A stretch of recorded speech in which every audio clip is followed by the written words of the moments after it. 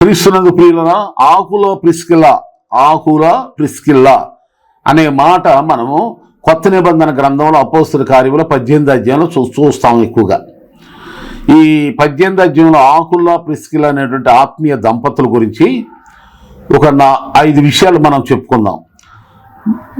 నేను చెప్పక ముందుగా మీ కుటుంబం ఒక దైవికమైన దంపతులైనా, మీరు ఆత్మీయమైన దంపతులైనా, చాలా ఇళ్లలో భర్త రక్షణ పొందితే భార్య పొందరు, భార్య పొందితే భర్త పొందరు, పోనీ వీళ్ళిద్దరు పొందారని పిల్లలు రారు. అలాగా కాకుండా ఒక మంచి జంట, ఇద్దరు ఒకటే, భర్త భార్య, భార్య భర్త ఇద్దరు కూడా చక్కగా దేవుని యొక్క ఆశీర్వాదాలు పొందుకున్నారు.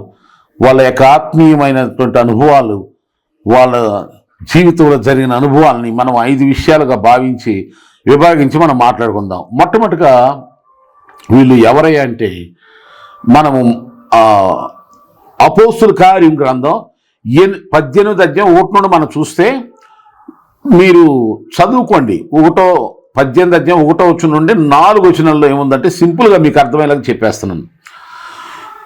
ఒకానొక సమయంలో అపోస్తలుడైన పౌలు గారిని వారి ఇంటికి చేర్చుకున్నారు.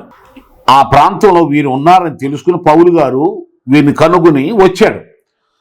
వచ్చినప్పుడు వీరు చేర్చుకున్నారు. యేసుప్రభువు వారు కూడా చెప్పారుగా, మీరు ఎక్కడికైనా వెళ్ళినప్పుడు ఏ ఇంటికైనా ఆ ఇల్లు యోగ్యమైందో లేదో తెలుసుకుని వెళ్ళండి అన్నాడు. వెళ్ళి మీరు అక్కడే ఉండండి అన్నాడు. అలాగే ఈ ఏరియాలో, ఆ ప్రాంతంలో ఒక మంచి దేవుని బిడ్డలు ఉన్నారని తెలుసుకున్నాడు. అక్కడికి వెళ్ళాడు. ఎలాగని ఆ పౌలు గారిని చేర్చుకుని పౌలు గారి యొక్క సేవా విషయంలో సహకరిస్తూ వారింట్లోనే ఆయన ఉండేలాగా ఆయనకి అన్ని విధాల సదుపాయాలు చేసి వారితో కాపురం ఉండు నేను అనే ఒక బైబిల్ చెప్తుంది. కనుక దైవజనులను చేర్చుకుని సేవకు సహకరించిన ఫ్యామిలీ దంపతులు వీళ్ళిద్దరు. మొదటగా వినండి, మీరు ఎంతోమంది ఎవరినెవరినో చేర్చుకుంటారు. వాళ్ళందరూ కూడా మిమ్మల్ని మీరు వాళ్ళ ద్వారా దేవుడికి మహిమ ఉందా, వాళ్ళ ద్వారా దేవుని పని జరుగుద్దా? మీరు ఎవరిని చేర్చుకుంటున్నారు? దేవుని సేవను చేసేటువంటి దేవుని పనిలో విరామం లేకుండా, ఇహలోక ఆస్తులు ఆశించకుండా పరిచయం చేస్తూ ఉంటాం. దేవుని సేవకుని చేర్చుకుని వాళ్ళకి పరిచర్లో వాళ్ళకి తోడ్పాటు అందిస్తే మీకు తప్పకుండా ఫలితం ఉంటుంది. అందుకని యేసుప్రభువు వారు కూడా చెప్పారు, సేవకులను దైవజనులను చేర్చుకుంటే నన్ను చేర్చుకున్నట్టే. నన్ను చేర్చుకుంటే సృష్టికర్తని యెహోవాను చేర్చుకున్నట్టు, తండ్రిని చేర్చుకున్నట్టు అన్నాడు.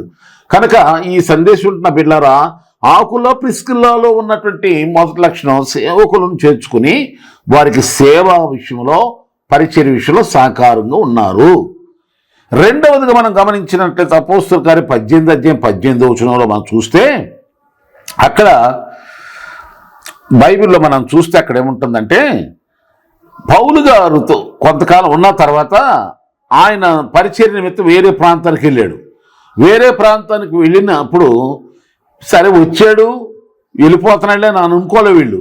ఆయన వెళుతుంటే ఆయనతో పాటు వీళ్ళు కూడా దేవుని సేవ కొరకు అపోస్తలుడైన పౌలు గారితో పాటు సేవలో ఉండడానికి, పరిచర్యలో ఆయనతో పాటు సంచారం చేశారు. ఆయన వెళ్తే అటు వెళ్ళిపోయారు, ఆయనతో కూడా వెళ్ళారు. ఈ సందేశం పిల్లలు, మీరు దేవుని పరిచర్య జరుగుతుంటే సేవకులతో పాటు సేవలో పాలు పొందడానికి వెళుతున్నారా? పరిచర్యలో తోడ్పడటానికి, సువార్తను ప్రకటించడానికి వెళుతున్న సేవకులతో ఎప్పుడైనా వెళ్ళిన అనుభవం ఉందా? కనుక ఆకుల ప్రిస్కిల్లా మొదటగా వారి ఇంట చేర్చుకుని ఆ పౌలు గారికి సేవలో ఎంతోగానో సహకారంగా ఉన్నారు. రెండవదిగా చూస్తే ఆయన వెళుతున్న పరిచర్యలో ఆయన ఎక్కడికి వెళుతారో ఆ సేవకునితో పాటు, ఆ పౌలు గారితో పాటు వీళ్ళు కూడా వెళ్ళారని మనం బైబిల్లో మనం చూస్తున్నాం. మీరు కూడా సమయం దొరికినప్పుడల్లా దేవుని పరిచర్యలో మీ వంతు సహకారం అందించండి. కొన్ని చర్చెస్లో ప్రతి ఆదివారం కొంతమంది సేవకు సమర్పించుకుంటారు. ఆ దినం ఈరోజు దేవుని సేవలో నేను ఉండాలి, లేక పలానా రోజులో 1 గంట ఉండాలి, లేక 2 గంటలు ఉండాలి. అలా దేవుని పరిచర్యలో ఎవరికి ఏ సామర్థ్యం ఉందో, ఎవరికి ఏ తలంతు ఉందో, ఎవరు ఏ విధంగా సేవ చేయగలరు దేవుని పనిలో, ఆ పనులను చేస్తూ దేవుని పనిలో సేవకులకు ఎంతో సహకారంగా ఉండేటువంటి వాళ్ళు ఉన్నారు. అది చేతి పనులు చర్చిలో ఎన్నో పనులు ఉంటాయి, మందిరంలో ఎన్నో పనులు ఉంటాయి. అలాగే వచ్చే అనేక మందిని ఆకర్షించి నడిపించి మందిరాన్ని నడిపించే పరిచర్య, ఇంకా రకరకాల పరిచర్యలు ఉన్నాయి. కనుక అపోస్తలుడు పౌలు గారితో ఉండి వీళ్ళు దేవుని సేవలో ఆయన ఎక్కడికి వెళ్తే అక్కడికి వెళ్ళారు. మూడవదిగా మనం చూస్తే ఒక బాగా లేఖనాలు యందు ప్రవీణుడైనటువంటి అపోల్లో అనేటువంటి ఒక యవనస్తుడు, మరొక వ్యక్తి. ఆయన తనకు తెలిసినంతలో దేవుని పని, సువార్త పని చేస్తున్నప్పుడు ఆయన్ని చేర్చుకుని వీళ్ళు ఏం చేశారంటే, మరింకా వీళ్ళెదురు పెద్దోళ్ళు ఆత్మీయంగా బాగా అనుభవం కలిగిన పౌలు గారి దగ్గర బాగా అనుభవం నేర్చుకున్నవారు కదా, ఒక పెద్ద సేవకుని యొక్క చేతి కింద ఉన్నటువంటి విశ్వాసం వీళ్ళు. అయితే కొత్తగా ఎవరో ఒక దేవుని సేవ చేస్తూ ఆయన ఆ వ్యక్తి అపోల్లో అనే వ్యక్తిని చేర్చుకుని ఆయనకి తెలిసిన సువార్త కాకుండా ఇంకా మరిన్ని విషయాలు, ఇంకా లేఖనం లోతుపాతులు అన్నీ చెప్పి, సేవా వివరాలు చెప్పి, సువార్తను మరింక విస్తృతంగా చెప్పి ఆయన ఎంకరేజ్ చేస్తారు. 18వ అధ్యాయం 24, 26 వచనాలు మీరు చూస్తే అక్కడ ఉంటుంది. కనుక మొదటగా దేవుని సేవకు చేర్చుకోవటమే కాకుండా, రెండవదిగా సేవకుని వెంట వెళ్ళి పరిచయలు తోడ్పడటమే కాకుండా, మూడవదిగా కొత్తగా ఎవరైనా దేవుని పరిచయంలోకి వస్తే వాళ్ళకి తెలిసింది కొంచెమైతే వీళ్ళకి తెలిసిన అనుభవాలను ఇంకా చెప్పి సేవకుల్ని ప్రోత్సహించటం, నూతనమైన వాళ్ళని కూడా ప్రోత్సహించటం అంట. కాస్త కొత్త తెలిసి దేవుని ఆత్మ పరితాపట్లేక స్వార్థకు వస్తారు. లేదా కొన్ని చోట్ల ఉద్యోగ స్థలాల్లోనో, వ్యాపార స్థలాల్లోనో, వ్యవసాయం ఉన్న చోట ఎక్కడ సమయం దొరికితే అక్కడ, లేకపోతే చదువుకునే వాళ్ళు అయితే కాలేజీల్లోనో స్కూల్లో కూడా స్వార్థ చెప్పే యవనస్తులు ఉన్నారు. అలాంటి వాళ్ళకి మనం ఏం చేయాలంటే ఇంకా వివరంగా అర్థమయ్యేలాగా చెప్పి వాళ్ళని ఇంకా స్వార్థ పరిచర్య చేసేలాగా ప్రోత్సహించాలి తప్ప, నీకు తెలియదు, నీకేం రాదు, నీకెందుకు అని చెప్పి నిరుత్సాహపట్టి అలాంటి ఆటంకపరచకూడదు. దేవుని సేవ సువార్త చెప్పేవాళ్ళు ఇంకా చెప్పని వాళ్ళు, పాటలు పాడేవాళ్ళు పాడిన వాళ్ళు, పరిచయం చేసేవాళ్ళని చేయనివ్వాలి. ఇచ్చేటువంటి కొంతమందికి దేవునికి ఇచ్చే తలంతులు ఉంటాయి కొందరికి, వాళ్ళు ఇస్తారు వాళ్ళు పొందుకుంటారు. అలాంటి వాళ్ళు ఎందుకు ఇస్తున్నారు ఆటంకపరచకూడదు, కానీ ప్రోత్సహించాలి ఏ విషయంలోనైనా సరే. ఇది మూడో విషయాన్ని ఆకుల ప్రిన్సికల్లో మనం చూస్తున్నాం. నాలుగో విషయం ఏంటంటే, వారి యొక్క కుటుంబము బైబిల్లో ఏముంటుందంటే, రోమా పత్రికలో 16వ అధ్యాయం 3-4 వచనం చూస్తే, క్రీస్తునందు నా జత పని వారైన ప్రిస్కిల్లాకును ఆకులకును నా వందనాలు చెప్పండి. వారు నా ప్రాణం కొరకు తమ ప్రాణములు చుట్టుకైనను తెగించిరి. చూసారా? నాలుగవదిగా సేవకుల కొరకు, దేవుని పరిచర్య చేస్తున్న పరిచారకుల కొరకు అవసరమైతే ప్రాణమైన ఇవ్వటానికి తెగించారంట. సమయం ఇవ్వటానికి, కానుకలు ఇవ్వటానికి, పరిచర్య చేయటానికి, మన దేహంతో దేవుని నామాన్ని మహిమపరచడానికి ఎంతో మనం అందరూ సేవకులుగా, దేవుని బిడ్డలుగా, క్రైస్తవులుగా ఇవన్నీ చేయాలి, తప్పదు. ఇది విధి, దేవుని ప్రతిఫలం తప్పకుండా పొందుతాం. ఇక్కడ ప్రాణానికి తెగించి సేవకుల కొరకు ప్రాణం ఇవ్వటానికి కూడా తెగించారంట. గలతీ సంఘస్థులతో పౌలు గారు అంటాడు, అవసరమైతే మీ కన్నులు ఓడబెరికి నాకు ఇచ్చి ఉండేవాళ్ళు, నన్ను యేసు ప్రభువలే, దేవుని దూతవలే మీరు నన్ను ప్రేమించారని పౌలు గారు ఒప్పుకుంటున్నాడు సంఘం గురించి. విశ్వాసులారా, దేవుని బిడ్డలారా, క్రైస్తవులారా, సేవకుల కొరకు ప్రాణం పెట్టేంత ప్రేమ, త్యాగం ఉందా మీ జీవితాల్లో? ఎందుకనగా అటువంటి ప్రేమ, త్యాగం మీలో ఉన్నప్పుడు ఆ ఫలాన్ని దేవుడు మీకు ఇస్తాడు. చూడండి, ఒక దేవుని సేవకుని కొరకే కానీ, దేవుని కొరకే కానీ ఎవరైనా ఒక ప్రాణం తెగించి ఇస్తానంటే ఆ దేవుడు అంత ఇదిగా తీసుకునే దేవుడేం కాదు. యేసుప్రభువు చెప్పాడు, ఎవడైనా నా కొరకు తన ప్రాణం పోగొట్టుకుంటే వాని ప్రాణం నా కాపుదల్లో భద్రత ఉంటుంది, పోగొట్టుకోవాలనుకుంటే, తెగిస్తే. రెండవదిగా నా కోసం తన ప్రాణాన్ని దాచుకునేవాడు, అంటే భయపడేవాళ్ళు, పిరికోళ్ళని వాళ్ళ ప్రాణాన్ని వాళ్ళే పోగొట్టుకుంటారు, వాళ్ళ ప్రాణ రక్షణ నా చేతిలో లేదంటాడు యేసుప్రభువు. కనుక ఇక్కడ గమనించండి, చేర్చుకోవటం, దైవజనుల్ని వారి ఇంట ఉంచుకోవటం, పరిచర్యకు ప్రోత్సహించటం. రెండవదిగా చూస్తే సేవకుని వెంబడి వెళ్ళి పరిచర్యలో తోడ్పడటం. మూడవదిగా చూస్తే సేవకులను ఇంకా ప్రోత్సహించటం. నాలుగవదిగా చూస్తే సేవకుల కొరకు ప్రాణమైన ఇవ్వటానికి తెగింపు. ఇక ఐదవదిగా చూస్తే బైబిల్లో మనం చూస్తాము, 1 కొరింథీ పత్రిక 16:19 మొదటి కొరింథీ 16:19 ఉంది. ఆసియలున్న సంఘముల వారు మీకు వందనాలు చెబుతున్నారు. అకుల్లా ప్రిస్కిల అను వారును వారి ఇంటి ఉన్న సంఘమును ప్రభునందు మీకు అనేక వందనాలు చెబుతున్నారు. అంటే చూడండి, ఇప్పుడు వారి ఇంట సంఘం ఉందంట, దేవుని జత పని వారు అయిపోయారు. ఇప్పుడు పౌలు గారు అన్నాడు, ముందు చదివాం, నా జత పని వారు అన్నాడు. ప్రవక్తను చేర్చుకున్నవాడు ప్రవక్త ఫలం పొందుతాడు. ఇప్పుడు వీళ్ళు దేవుని సేవకులు అయిపోయారు. పౌలు గారితో పాటు తోటి దైవజనులు అయిపోయారు.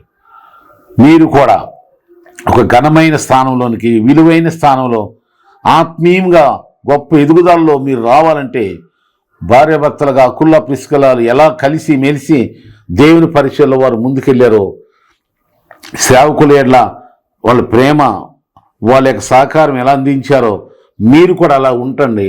ఏమంటే మేము దేవునికి ప్రార్థన చేస్తాం, దేవుణ్ణి మా హృదయంలో చేసుకున్నాం, మాకు అంత టైం లేదు, సమయం లేదు, సేవకులు మళ్ళీ మా ఇంట్లో చేర్చుకోవాలా, మాకు అంత టైం ఎక్కడుంది, సేవకులు ఎమ్మట వెళ్ళాలా, పరిచయలు వెళ్ళాలా, ఇంకా సేవకులు ఇంకా స్వార్థ సేవ ఇంకా చెప్పని ప్రోత్సహించాలంటున్నారు, సేవకులు కూడా ప్రాణం తెగించాలంటున్నారు అని అనుకుంటున్నారా? అలా చేయాలని బైబిల్లో మనకు బైబిల్ చెప్తుంది. క్రియలు లేని విశ్వాసం మృతం.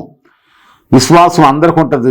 ఇంకో చెప్పనా, నమ్మకం దెయ్యం కూడా నమ్ముద్ది యేసుప్రభుని, కానీ చేయదు, ఏం చేయదు, దేవునికి ప్రార్థన చేయదు, ఇదిగో దైవుని సేవకుల్ని ప్రోత్సహించదు, కాపాడదు.